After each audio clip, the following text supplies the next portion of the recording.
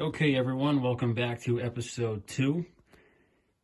This episode is going to cover the introduction of the N5A from 1985 until about 91, 92. It's going to be broken up into a few different episodes because there's so many small changes that have been made and some major changes throughout the years that to cover everything would take an hour. So we're going to start from day one with this helmet. This is a like new, old stock 1985 N5A New Yorker. And if you look at the construction of it, from afar, it kind of looks like a 5A. The first year that they were making these, I'm a firm believer that they hadn't quite figured out the best way to make them. And they were using some methods they were holding over from the 5A. So the 5A was produced up until 1984, and then due to OSHA standards changing and N5A regulations changing, they decided to make the N5A and the N6A in 1985. So, with the introduction of the N5A, they retained the leather shell. They decided to go with slightly thicker leather on the dome. The ridges were a little thicker. The combs were thicker.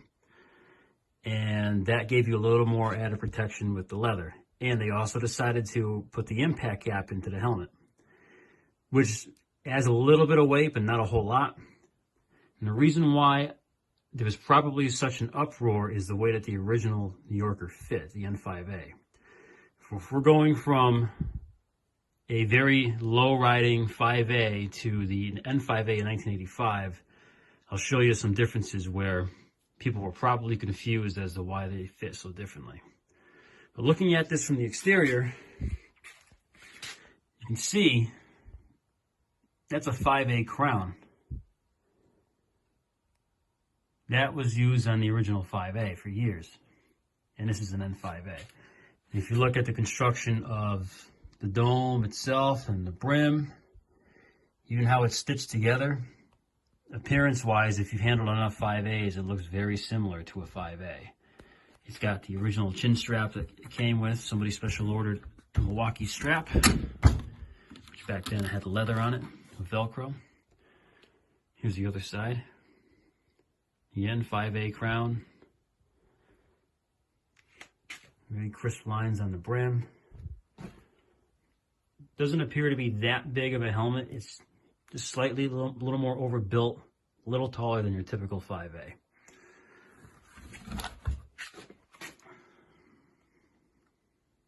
Good looking helmet nonetheless. I've seen some from 85 where they were cut really wide because the newest thing they were trying to do was beef up the protection, so they made the ridges and the combs much thicker. So the person that was cutting them for the day, sometimes they were cutting them really far out and wide. And some of them kind of looked like a royal butter crown. So, again, the original 85 N5A, some were good, some were hit or miss. And then the insides, or the underside of the brim, look at the stamping. Where they put the ivy work in, you can see the ghost image of the ivy work, which is fairly common on the 5A. All right, and then even the skiving line where they skive the leather to fold this flap over so it's thinner and they can stitch it on. That line that you predominantly see on the 5A was carried over, including the press marks. And then the inside, they used the same ear flaps they were using on the 5As for a few years. These are very short, very thin. There's no binding on the edge of the ear flaps like you'll see on other ear flaps. The foam neoprene rubber ring in here is extremely thick, like what they used to use on the 5As. They continued using this for a couple more years, 85, 86. And then the inside features a crisscross suspension with the new middle strap. The 5As did not have that middle strap going ear to ear. The impact cap that they were using was a darker tan than what you would have normally seen in the late 80s and early 90s. And the embossing for your letter stamp, which tells you S, M, or L, small, medium, or large, you would normally find them in the center of the impact cap, but these older models the original N5A, they would be offset to the side. So there's your M. And I've seen them be located more towards the front. I've seen somewhere towards the rear. Kind of hit or miss. And there's your foam rubber. Much thicker than what they're using today. This stuff, I've rarely ever seen one rot out. It's very durable, very thick.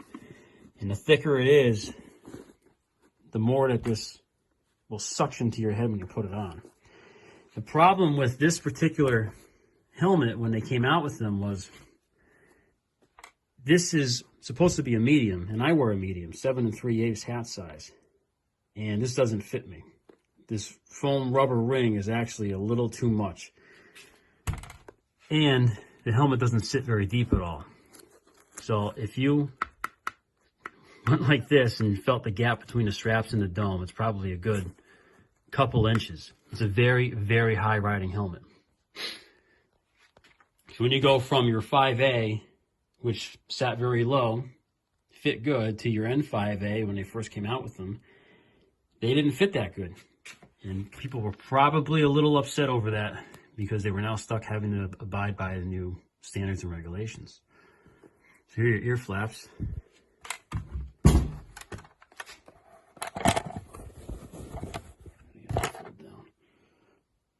They curve up so they can go around your neck, but they're very short. And it's one layer of Nomex, one layer of cotton flannel. And here's the build tags for them. Medium, 6 7/8 to 7.5. And then the build tag that came with it. N5A, and look at the size. The size says 7 5/8. So they assigned a fitted hat size to this helmet, even though it's sized as a medium.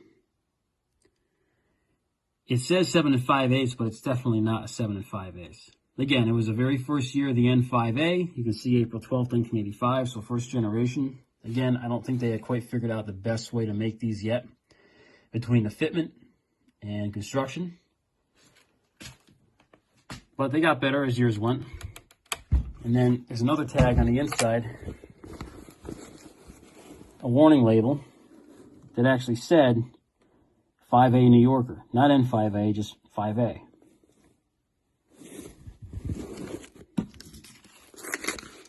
Stacking it up against an original 5A.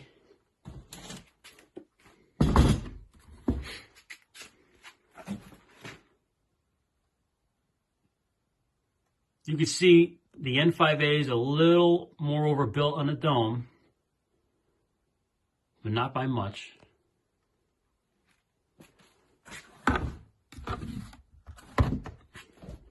There's a side comparison. They stretched the dome out a little more so they can fit the impact cap in. Height-wise, they're not that much different. This is a later 5A from the late 70s, early 80s. And again, same crown, even though that's a little beat up. As far as I know, they only used this crown on the N5A for 1 year. It may have been less than that. And then the underside. You see this a lot on the 5As when they stamp the brims. For whatever reason, it transferred to the underside of the brim as well. You can barely make some of that out on this one.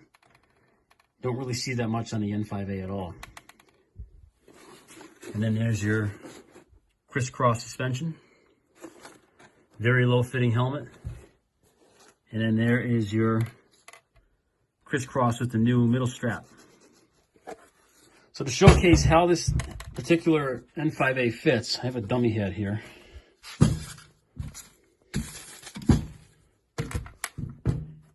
I'll show you what guys probably lost their minds about back in the mid-80s. So here is a 5A.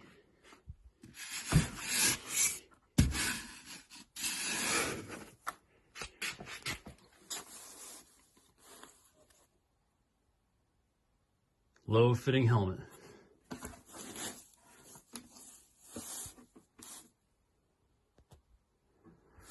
Almost comes to your eyebrows, almost comes to your ears. Very lightweight. All right, that's your original 5A. And guys, we're going from the 5A into the N5A, and I'll show you the difference.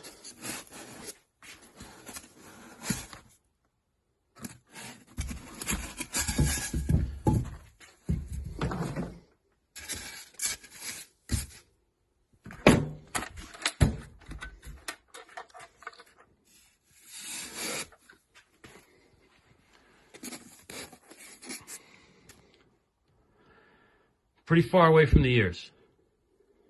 Tight fit. It's a little tilted. Really further away from your eyebrows too. It just barely hugs the top of your forehead. So when you heard the complaints of these old timers that didn't like going into the N5A, that's probably why. They got to experience the first generation and they were not that good. So in '85, they also offered reflective tetrahedrons. So what they were offering back then was something exact of this size and color, but it did not have that prism in there. The prism is that little design you can see in the reflect sight.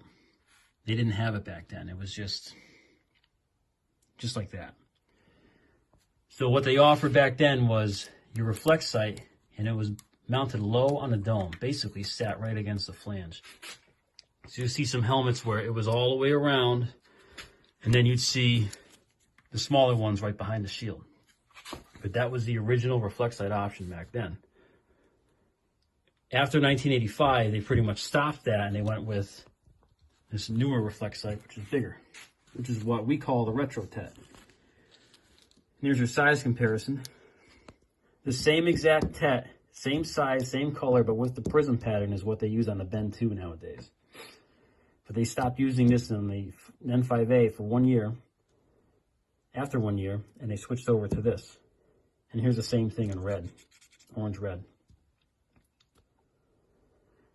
So after 85, going into 86 to